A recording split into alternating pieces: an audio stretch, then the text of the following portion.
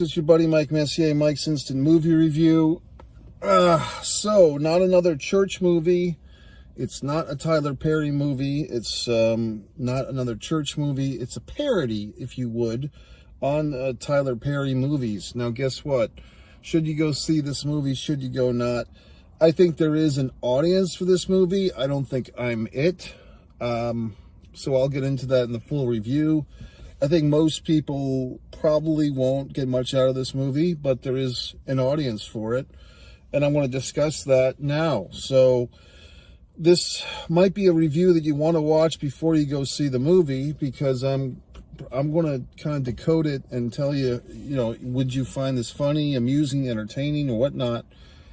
I kind of did for a while, and then I just kind of lost my interest in it. I was probably with this movie for 30 or 40 minutes. It seemed to be about an hour and 40 minutes, I would say. Some big-time players are in this thing, sort of. Jamie Foxx plays God. Mickey Rourke plays the devil. It was kind of obvious, to me at least, that they probably hired Mickey Rourke for one day of filming. Most of his stuff seemed to be filmed on a soundstage, and then they superimposed him in a couple of scenes with other characters, and then he would appear on a computer screen. Same thing with Jamie Foxx. They kind of had him at a board playing God, at like a heavenly board, like a board of people, like people that were kind of his angels or disciples, and then they would put God, Jamie Foxx's God, on a TV screen, even with like a crappy image, like a covered snowy image. So little tricks and techniques. I mean, those are big time expensive actors, folks, Jamie Foxx and Mickey Rourke.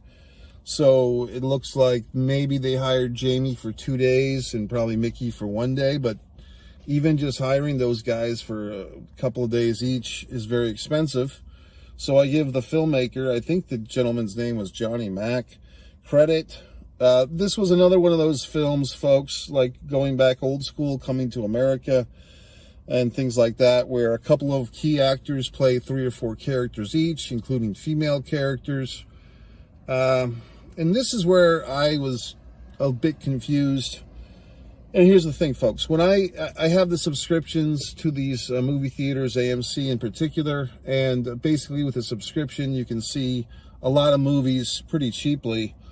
And I don't put much effort into watching previews or like, I just go see the fucking movie. I don't watch other people's reviews before I go. I might watch a preview, but even if I haven't seen the preview in the actual theater, if I'm watching the preview on my phone, if I get a few seconds into the preview and it looks exciting or it looks like I want to see this movie, I'll just go see it, because I don't want the preview to give away all these key points that a lot of times previews do. In their effort to tempt you to go see the movie, a lot of times previews, in my opinion, give away too much as far as storyline and so forth. With this one, I just thought what I saw was good old-fashioned Medea, Tyler Perry's Medea character. I thought I was looking at Medea, so I wasn't. I thought I was going to go see a fucking Tyler Perry movie. I was in this goddamn movie for about 20 minutes before I realized this is not a Tyler Perry movie. That's not Tyler Perry. This is a mockery. And even at that point, I thought, is this like an officially endorsed Tyler Perry movie? Is he mocking himself? Because early on, there's a character named Taylor Ferry. That's how it's pronounced, Pharry. So they're obviously, as it turns out, they're mocking, I believe Tyler Perry is bisexual, or he's talked openly about being molested as a child, so or both. And so it seemed like this movie was kind of, in my opinion, going a little bit out of bounds. If the guy was the victim of sexual abuse as a kid, and now you're calling him Tyler Ferry or Taylor Ferry, I thought that's a little, I don't know if that's in good taste for comedy. I mean, not to be the fucking comedy police or whatever the fuck, but still, I don't know. I mean, it really felt like whoever made this movie, whether it's Johnny Mac or whoever the fuck made this thing, they have a real hard-on in a negative way for Tyler Perry. They really don't like the guy. It didn't seem like a good-natured rib, like a good-natured joke amongst friends. It seems like there was some type of business background, some type of deal went wrong between these folks who made this movie against Tyler Perry, because it seemed very mean-spirited for the most part, at least to my eyes, okay? And I'm not in the inner circles of these folks. Kind of wondering, you know, in some regard, I can understand Mickey Rourke doing this thing for the paycheck. I'm a little surprised that Jamie Foxx was in this movie, to be honest with you, because it kind of seems like slumming for Jamie Foxx, quite frankly. What else? The camera work was atrocious at times in this movie. Was the camera work supposed to be a parody of Tyler Perry's movies? And here's the other thing, in full disclosure, I haven't seen enough Tyler Perry movies in my day to really appreciate all the inside riffs and jokes and stuff. I think the last Tyler Perry movie I saw, I know I saw him in some of his action stuff or whatever that fuck that was, but I've seen some other things. I'm trying to remember what the fuck I saw. You know, the guy fucking a wife, fucking some other chick or whatever the fuck, fucking a white woman and not his wife. I think I saw that one, whatever that was called. That'd be a good title, fucking a white woman and not my wife. But basically, Madea goes to jail. I think there's been 2 of those, 2 or 3. And I think I saw the first one, and I was shocked and amused that he put Rudy as a fucking prostitute. You know, I was like, what the fuck? That's Rudy. You know, and like Rudy was all grown up and all sexualized and being a whore. And I was so shocked. So, but that's 20 fucking years ago. So here with this movie, there's a lot of references to Tyler Perry movies, obviously. Some even I could get with my limited knowledge of the Tyler Perry universe or whatever the fuck. But the ones that I got, I don't know if they were just funny or just references. You know what I mean? Like there was a lot of references to, oh, we do all these movies are going to be in jail. You know, okay. Here's the problem. You ready? Tyler Perry movies, I guess at least the Madea ones, are kind of parodies in the first place. You know, like Madea, in my interpretation, is Tyler Perry kind of mocking, you know, the big Southern grandma lady who cooks all the fucking brownies and chicken and makes everybody happy and has the sweet potato pie at the fucking picnic, but then she's talking shit about the whole family. So Madea is like a parody of the culture, as they say, okay? So now you have this guy, Johnny Mack or whoever the fuck, is basically doing a parody of a parody. Like, Madea itself is a parody character, and you're making a parody of a parody. So that's why a simpleton like, no, goddammit, I'm no fucking simpleton, but someone with limited knowledge of this world, myself, seeing the fucking image of what they called my dude, not Madea, but my dude, that's his, you know, parody version of Madea. I just thought it was fucking Madea because it just looked like Madea to me. You know, what the fuck do I know? But the point is, you're doing a parody of a parody. Well, guess what? Parodies in themselves are typically not funny. Like, they're really not. You have to have all this goddamn inside knowledge of the original source material. Then you have a parody. Well, now my dude is a parody of a parody. So the source of knowledge, or the source of truth, or whatever the fuck, is now 2 steps removed at least, because we're going from the real Southern black lady making the fucking pies and everything and making everybody happy and comfortable and being overbearing and all that shit.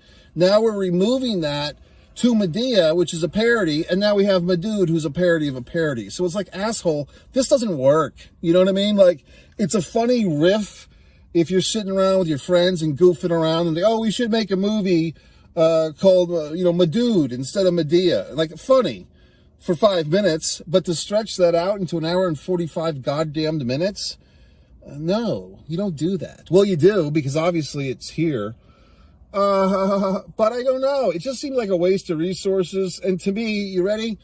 If you've got the time and energy to parody somebody else's fucking work or somebody else's efforts into humanity, then do you have the ability and the talent to make your own statement? Apparently not. You know what I mean? There's just so much shit in this movie. God, this was the worst. This is kind of maybe where I tapped out on this movie. There's this scene. There's this fucking kid. He's got a mom who looks like she's about 10 years older than him. And I was that a joke? I guess that was the joke. Like, the mom is a young slut mom or whatever the fuck. And then the kid's just sitting there on this vehicle, and he's talking to one of these other characters that's played by the same guy. There's like this one guy's playing three people. So they're sitting there, in the alleyway. And then this random guy who's wearing like a security outfit or a cop outfit comes up, and they're like, "Hey, who are you?" And he's like, "Well, I'm your father." And he's like, "But I'm 18 years old. I've never met you before." "Well, okay, son, do you have $20? Ooh, this is biting stuff, I guess. But then they have like a fucking shootout and a slow motion gun. And I caught this one. This was a riff of the end of Boys in the Hood, okay? And then the character, like, somebody gets shot, and then the character goes, "Ricky!" And he goes, "Oh, wrong movie, Mikey!" And it's like, movies, even parodies, folks, if you have to stop the action and the flow of your movie to announce that you're making a joke, you've lost. You've lost. It's not funny. You've been defeated, okay? So, I don't know. I just, like I said, is there an audience for this movie? Sure. I mean, people, basically this is the audience. It's like, if you've watched every fucking Tyler Perry movie, but you've hated them, or for some reason you watch all the Tyler Perry movies, but you hate his guts, or you think he's a loser, or whatever the fuck you think, then you'd probably like this movie. Because this is a movie for informed Tyler Perry fans that hate his ass. They hate him. That's the target audience. I don't know if enough folks are going to go see this thing to justify making the movie. I mean, to me, it's just frustrating. As you know, I'm a wonderful award-winning screenwriter. I have plenty of goddamn scripts that are better than this hunk of shit that should be being made, but they're not. So whatever the fuck. So I give this asshole credit for making his movie. Another goddamn thing, I was kind of losing my mind in this thing. Some things were making me laugh. There was one other person in the theater, he was laughing a lot. So like I said, he's probably a guy who knows all this shit. So then I fucking put on my phone. I'm like, I need to know what's going on with this thing. I need some research. What am I watching here? And that's when I get, like, oh, this is, even on the website, it says this is not a Tyler Perry movie. They're claiming on the website, this is the next great parody movie. No, assholes. That's for other people to determine. Other people will tell you if you've made the newest great parody movie. Not you. The title, it's a riff of, I think, the late 90s, Not Another Church movie. Was it Not Another Scary Movie? Was that it? Or not another teen movie, or whatever the fuck. You know what I mean? So the parody movies, that whole thing has kind of come and gone. You know what I mean? Like, there was at times, well, you had Scream, but then you had like Scary Movie, the Wayans brothers, and they had like two good ones, and they all went to shit, okay? I remember in my movie-going days, I believe it was actually Scary Movie 4. I mean, I think it went that far. And I started to watch the movie, and then I was like, this movie just sucks. And I went to the box office, and I said, hey, can I have my money back? And they said, what do you mean? I said, this movie's just really bad. And they gave me the money back. And I left the theater because there was nothing else playing at the time. Like, the girl even said, well, do you want to see something else? And there was nothing playing at that time. So for the first and only time in my life, Scary Movie 4, I asked for my money back, and I received it because the goddamn movie was so atrocious. So my point is, these parody movies are hard to make, because you're trusting that the audience gives a flying shit as much as you do about the movies you're making fun of. That's why I said, that there's probably some audience for this thing, because there probably are people, just like there's smart wrestling fans, people who watch wrestling but hate what they're watching, or there's smart Star Wars fans, or there's smart DC and Marvel Comic Universe fans. they watch all the movies, they hate them, you know, they analyze them, they get all worked up about them. And of course, if every asshole who had an opinion was making movies, there'd be a lot of assholes making movies, okay? So, but for me, it's just like, I don't know. I just see this lack of resources. Oh yeah, let me get back to the camera work. Unless this was supposed to be some fucking parody or insult towards the Tyler Perry camera work, I thought it was just a thing when, like, one actor was playing a dude and then the regular version, and he's kind of in the same shot. Then you have like all these over-the-shoulder shots and really tight close-ups on the back of the head. But then that just became like the norm. Like, there was plenty of scenes where my dude was walking around and the other, you know, the other character played by the same actor wasn't in the same shot, and they're just having like the shot from behind, so you see the back of my dude's head. And I'm like, okay, what's going on here? Like, this was not good cinematography at all. So, I mean, unless, like I said, if that was like some deep dive parody of Tyler Perry, then God bless you. But for me, it just looked like shit. It just looked like whoever the cinematographer was just half-assed, just not, I mean, not even adequate. I mean, there's some movies you go see and you don't think about the cinematography, and that's probably the best thing, because that means that the cinematography is servicing the story, not the story servicing the cinematography. Then there's other movies that people, you know, make a milkshake about because they're so wonderful cinematography, you know what I mean?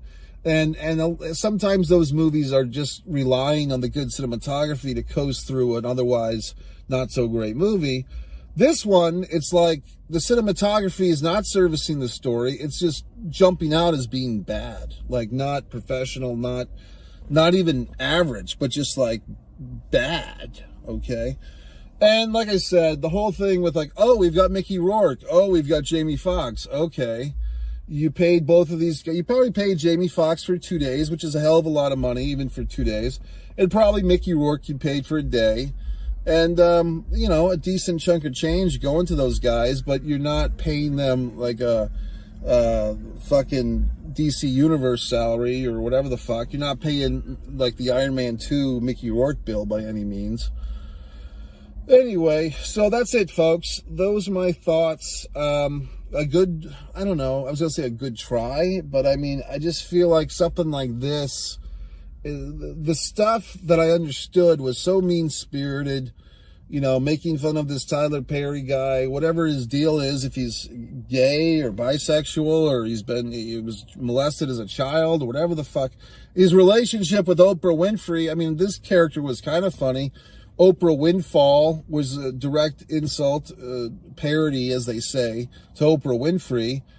And like having God's cell phone number and stuff. I thought that stuff, I mean, it had potential and it was kind of funny in some regard. But like I said, you have to be deep into this shit to really get any of these jokes. And I guess I have one toe in the ocean of information about this stuff. But I just really felt like, okay, this gentleman, Johnny Mac, really fucking hates Tyler Perry's guts. He can say that it's a parody and it's a good-natured romp, but not really. I mean, it's a hit piece. It's basically what it is. It's a self-destruction of Tyler Perry movie. It's, let me shit all over this guy, his sexuality, his career, his livelihood, whatever he's accomplished. Let me just take an hour and 45 minutes drizzling shit on this guy's life and career and call it my movie. Okay, good for you. One thing that was interesting was towards the end of this thing, he's like, the Tyler Perry character is showing how he's like squeezing an intern for the screenwriting. And I thought that was kind of funny. Like, that was funny. Oh, you ready? The courtroom scenes, I believe it was Vivica A. Fox. Was that her as the fucking judge? Not Gabrielle Union, Vivica A. Fox, who I've always enjoyed her. But obviously all those courtroom scenes were filmed in one day, which is fine. The typing person, whatever the fuck, I think she was wearing the same outfit for both, or like 2 or 3, you know, courtroom scenes. It takes, you know, 10 minutes to change her out into a different outfit. They couldn't be bothered to do that. Also, there was this giant HD TV in the courtroom, and you're saying, well, so what?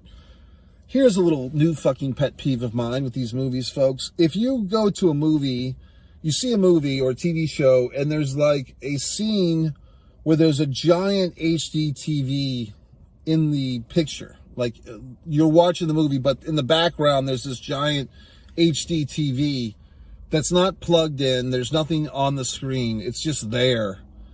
It's entirely distracting. It's hack. So for whatever the fuck reason, there's this giant like 96-inch HD TV in the courtroom, and maybe there's a reason for that in real courtrooms. I don't know. I don't get arrested all the time, okay? But for me, it's just an eyesore. It's like you're taking up in the film that I'm watching. There's another screen, a screen within a screen that has nothing on it. It's serving no purpose. And it's not cinematic. It's not cinematic to have a giant fucking turned off, powered off HD TV in the middle of your shot. It doesn't look good. So, I mean, I always have to, it's like I have to reach my giant mind out and help everyone make their fucking movies because they don't realize what the hell they're doing. Same thing with this horse shit, folks. When you fucking make a movie and you have text bubbles on screen, so goddamn lazy, okay? Oh, the characters are texting, so here's the text bubbles on the fucking screen so you can read along. Well, Jiminy horse shit on a stick. I could have stayed home. Who gives a fuck? I mean, the texting on screen is atrocious. It's god fucking awful. So I don't know what to tell you. Actually, I don't think this movie did a whole lot of that I remember. But just the HD TV fucking thing, it's god awful. It really is. Oh, for Christ's sakes. So I don't know. I mean, I don't know. I really don't. I mean, just the Mickey Rourke character just magically superimposed into the fucking men's room scene. It's like, okay.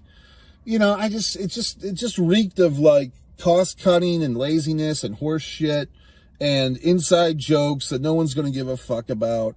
And whenever you make all these fucking pop culture jokes, oh, I'm making a reference to Kim Kardashian. Well, who gives a fucking 5 years? Well, I mean, in her case, she's been around forever, but other things like, you know, pop culture jokes, they don't stick to the wall, okay? Because pop culture changes so goddamn often. There was a reference in this thing to Oprah Winfrey. You get a car, you get a car, you get a car. Is it funny now? I mean, that was 10 years ago. This is 2024. When did that thing happen? 2014, 2015. So if this movie had come out then, it might have been funny 8 or 9 years ago. But now it's just horse shit. Okay? Mike Messier, go to my goddamn website, MikeMessier.com. Scroll to the bottom. Stand me on social. Gee whiz, Mike, you're such a critic of everything. Some of these asshole commenters have these asshole comments. Well, don't you just go to a movie and like it? Do you have to have an opinion? Like some asshole wrote that. Do you have to have an opinion? Okay, shit for brains. I mean, that's the whole point of Mike's Instant Movie fucking review, is my goddamn opinion, you shithead. So, I mean, I try to educate people, and people get upset because they don't want someone educated to educate them. But I'm trying to help the masses, assholes. Okay, MikeMessier.com. Buy all my books. Do everything I